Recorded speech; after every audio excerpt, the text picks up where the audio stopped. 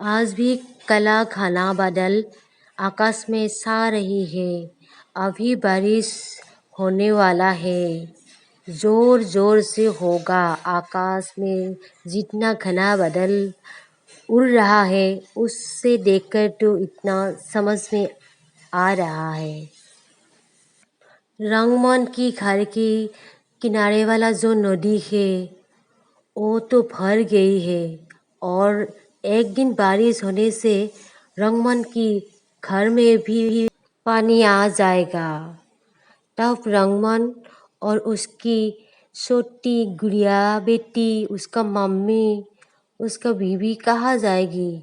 ये सोचकर रंगमन और इसकी बीवी का बहुत टेंशन हो रही है। गुड़िया, तुम आज नदी के किनारे जाना नहीं, उस तरफ तुम देखोगी नहीं, ठीक है?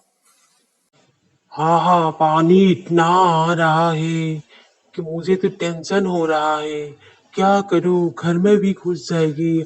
हम लोग कहाँ जाए अभी? मुझे तो इस बात का टेंशन हो रहा है। हम जाए तो जाए कहाँ जाए, और खेत के जो फसल है वो तो एकदम बर्बाद हो गया है। अभी तो हमको उसका भी टेंशन करना है। मम्मी मम्मी, मुझे बहुत डर लग रहा है। मम्मी मम्मी, हम लोग कुछ ना कुछ तो करेंगे। टेंशन मत लेना मेरा भी गुड़िया रानी। ये भगवान का जो मर्जी वो तो होने वाला ही है। और तुम एक काम करो, तुम नानी के साथ घर में ही रहो। हम खेत को देख के आते हैं, कुछ होगा या नहीं होगा।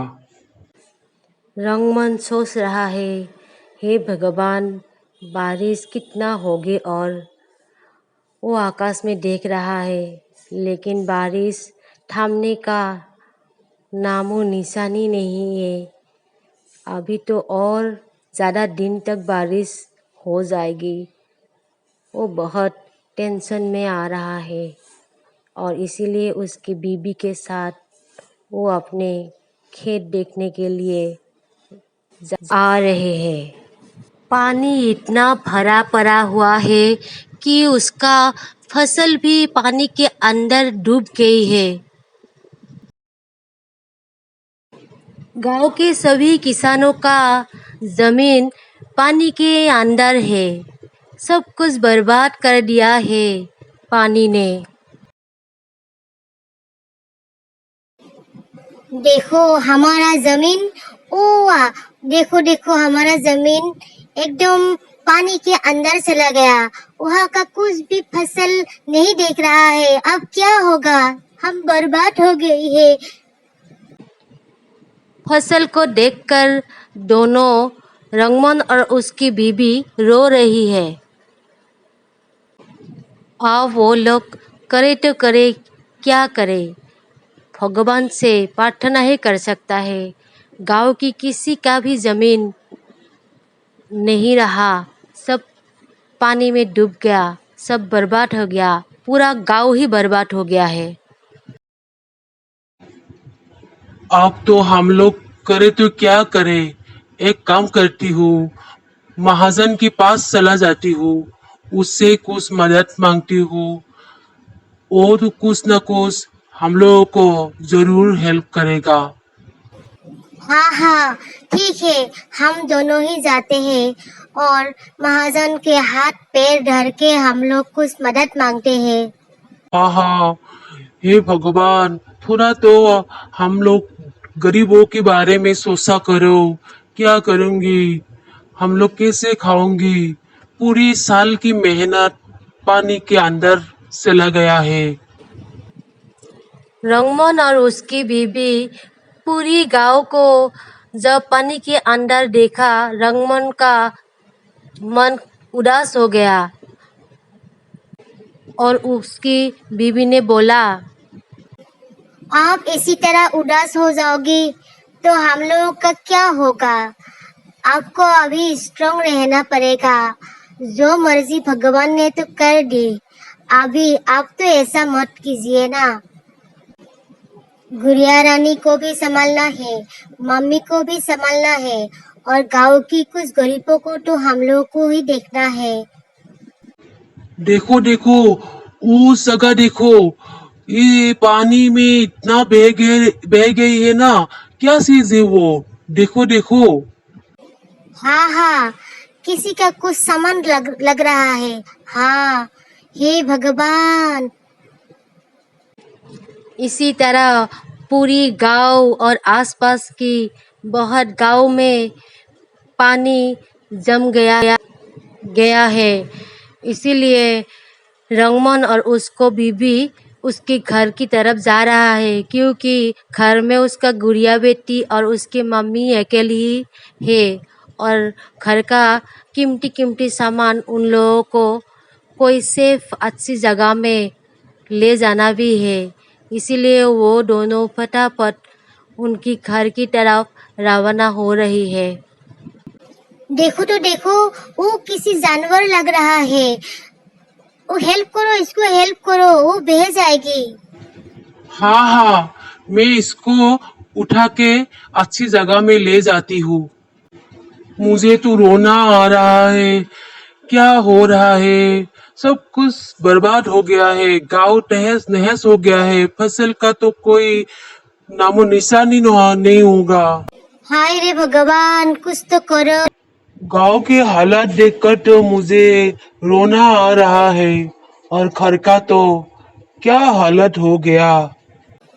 सब कुछ पानी के अंदर है। मम्मी, हाँ, देखो ना, क्या हो गया। बकरी और गाय को मैं उसी जगह में सर कर आई हूँ। अभी गुड़िया को लेके मैं पास वाली स्कूल में जाऊंगी।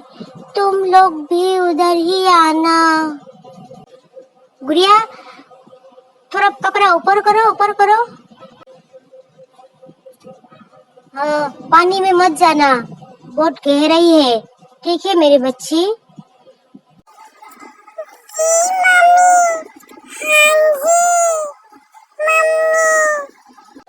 देखो देखो, ये किसी का भैंस लग रहा है। ओहो, जानवरों की क्या हालत हो रहा है। ये भगवान। पूरी गांव पानी के अंदर है। रंगमन की घर भी पानी में डूब गई है।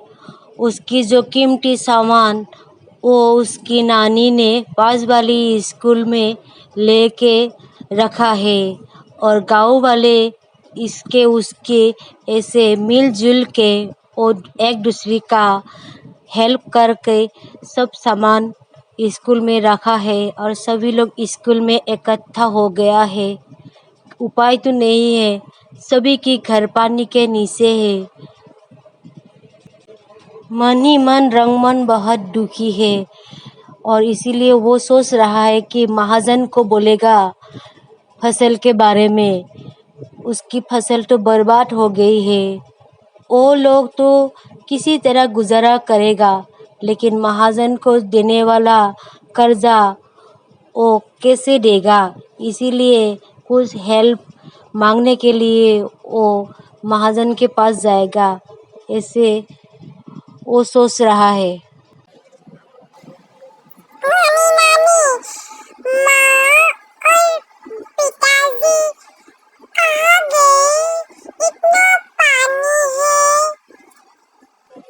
तुम चिंता मत करो मेरी गुड़िया रानी, वो लोग आ जाएगी। चलो, पानी और बढ़ रही है। अभी हम लोग स्कूल में जाते हैं। चलो मेरी गुड़िया, क्या करे, भगवान ने कुछ हेल्प नहीं करेगा तो हम लोगों का क्या होगा। चलो मेरी गुड़िया बेटी। इसी तरह गांव की सभी लोग किसी सेफ जगह में जाके रह रही है और रंगमन की फैमिली भी गांव के पास ही एक स्कूल में जाने के लिए सोच रही है और उस लोगों का जो कीमती सामान है वो सामान पहले ही भेज दिया है और बहुत सामान तो खराब हो गए हैं। रंगमन और उसकी बीवी सेठ के पास आया है। प्रणाम सेठ जी। रंगमन, क्या बात है? आओ आओ, क्या बात है? आओ। सेठ जी प्रणाम। मैम जी आपको भी प्रणाम। हाँ ठीक है, आओ आओ, क्या बात है, बोलो। इसी तरह रंगमन और उसकी बीवी सेठ जी के पास आया है उन लोगों के तकलीफ के बारे में बोलने के लिए। उन लोगों का बात सुनकर सेठ जी और सेठ जी की बीवी को गुस्सा आ गई है। ऐसे तो नहीं आती हो और कुछ ऐसे मदद मांगने के लिए पूरा आती हो। सेठ जी नहीं नहीं, दया मुझे करो कुछ हम सुनना लोगों को। नहीं। हर साल तुम कुछ ना कुछ बहाना करती हो। इस साल भी आ गई। पानी घुस गया है फसल में, घर में, तो मैं क्या करूं? हाँ, मेरा भी तो कुछ प्रॉब्लम हो गया है। मेरा भी तो हो गया है। आपके पैर पड़ती हूँ।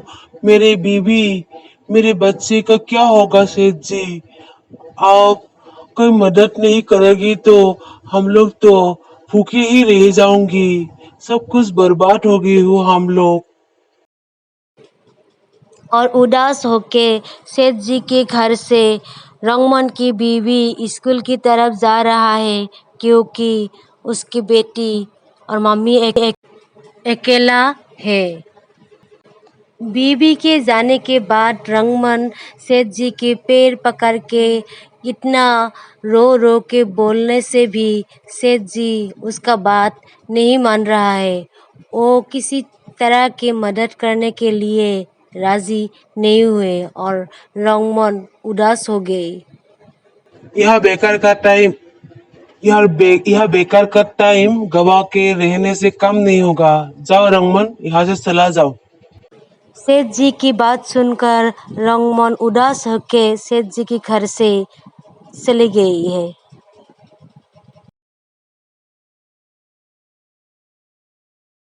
कहाँ से मुंह उठा के चली आती है ये लोग? मुझे तो पसंद ही नहीं है ऐसे लोगों को। हाँ हाँ आपने जो किया अच्छा ही किया। हाँ हाँ, मुंह उठा के चला आता है। हम लोग के पूरी गांव के लिए खजाना रखा है क्या? जो मुंह उठा के आएगा और सेठ सेठ जी को बोलेगा कुछ मुझे कुछ मदद करो और हम दे देंगे। आई कहीं से। हाँ, ये लोग तो मुफ्त के रोटी खाने वाला लोग है। हाँ हाँ किसी को मत देना, कुछ भी नहीं देना है। पूरी गांव की जमीन हम लोगों के नाम कर देगा तो अलग बात है ना?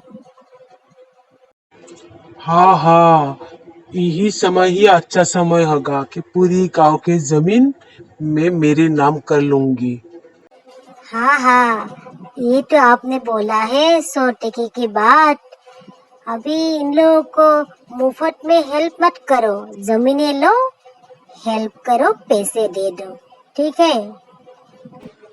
और इधर पूरी गांव पानी के अंदर, कोई घर में नहीं है। उन लोगों का कीमती सामान छोड़ के वो लोग दूसरी जगह में जा पहुंचा है।